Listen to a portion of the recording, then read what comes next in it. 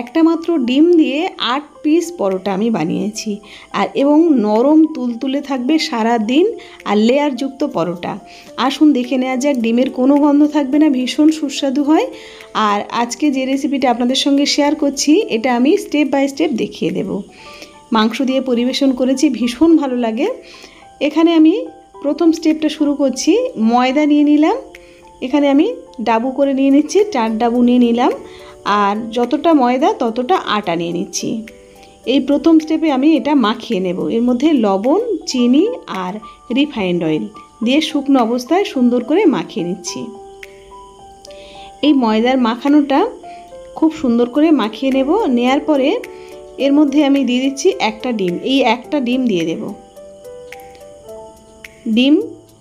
ডিমটা দিয়ে সুন্দর করে আবারও এই শুকনো অবস্থায় মাখিয়ে নিচ্ছি।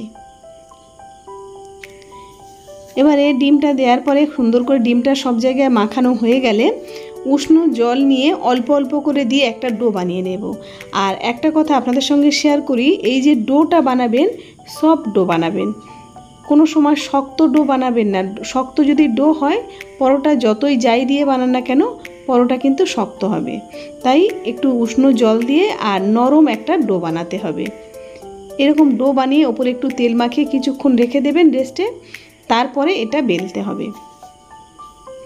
তারপরে বেলার সময় আমি একটু অন্যরকমভাবে বেলছি। দেখুন, যেমন রুটি বেলে সেরকম, একেবারে পাতলা করে নয় আর খুব মোটা করেও নয়,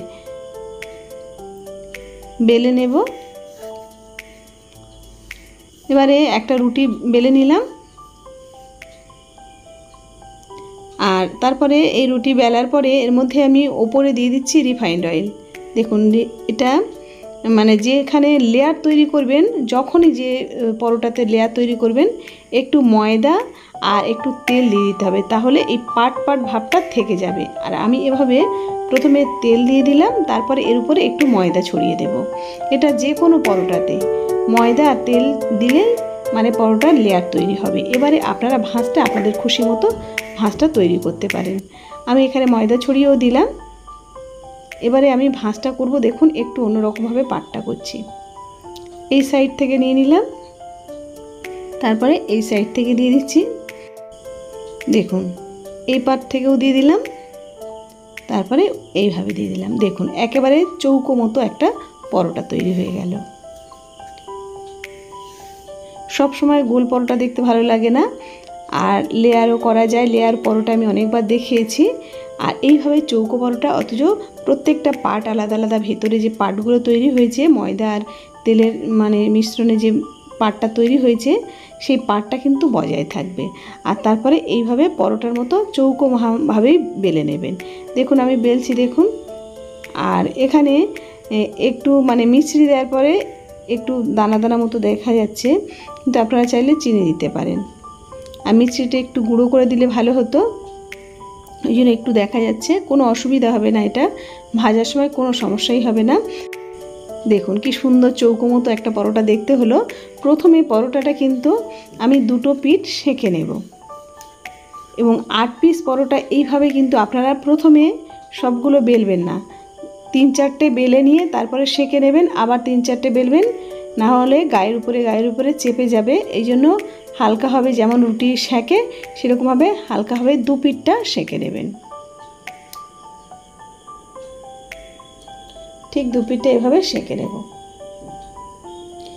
দেখবেন সেঁকার সময় ভিতরটা ফুলে যাবে এবং ওর মধ্যেই লেয়ারগুলো স্পষ্ট হয়ে যাবে, এবং ভিতরে যে আটা ময়দার যে ইয়েটা আছে কাঁচা ভাবটা চলে যাবে। আর তেলের উপরে সামান্য ভেজে নিলে তাহলে হয়ে যায়। দেখুন, এইভাবে আমি প্রত্যেকটা পরোটা কিন্তু 2 পিঠটা সেঁকে নিচ্ছি। প্রথমেই সেঁকে নিতে হবে, এরকম ফোলা ফোলা হয়ে যাবে।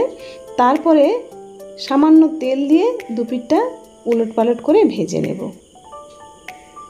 তাহলে পরোটা অল্প তেলে সুন্দর ভাজা হয়।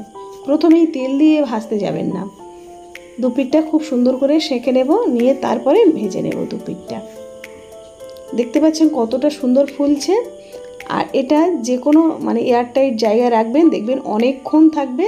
মানে সারাদিন যদি আপনারা নিয়ে অফিসে যান, স্কুলে যান, যেখানে যাবেন দেখবেন কোনো কিছু মানে শক্ত হয়ে যাচ্ছে না, ভীষণ নরম থাকবে। যতক্ষণ ভালো থাকবে নরমই থাকবে।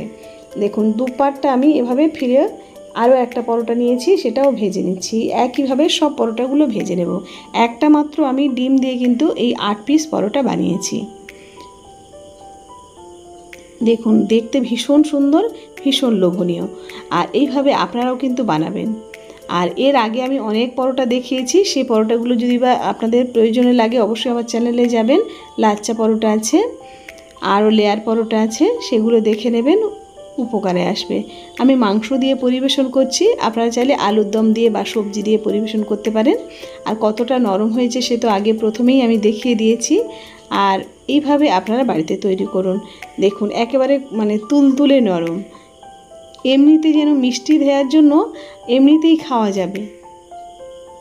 এটা এতটাই সুন্দর হয়, সুস্বাদু হয়, এমনিতেই খাওয়া যাবে আর ডিমের কোনো গন্ধ থাকবে না। আপনারা বাড়িতে অবশ্যই ট্রাই করে আমাকে কিন্তু জানাতে একদমই ভুলবেন না। আর আপনারা এই রকম রেসিপি যদি চান কমেন্ট করে জানাবেন। আর যদি ভালো লাগে আমার চ্যানেলটা সাবস্ক্রাইব আর লাইক করতে ভুলবেন না। আপনাদের অসংখ্য অসংখ্য ধন্যবাদ।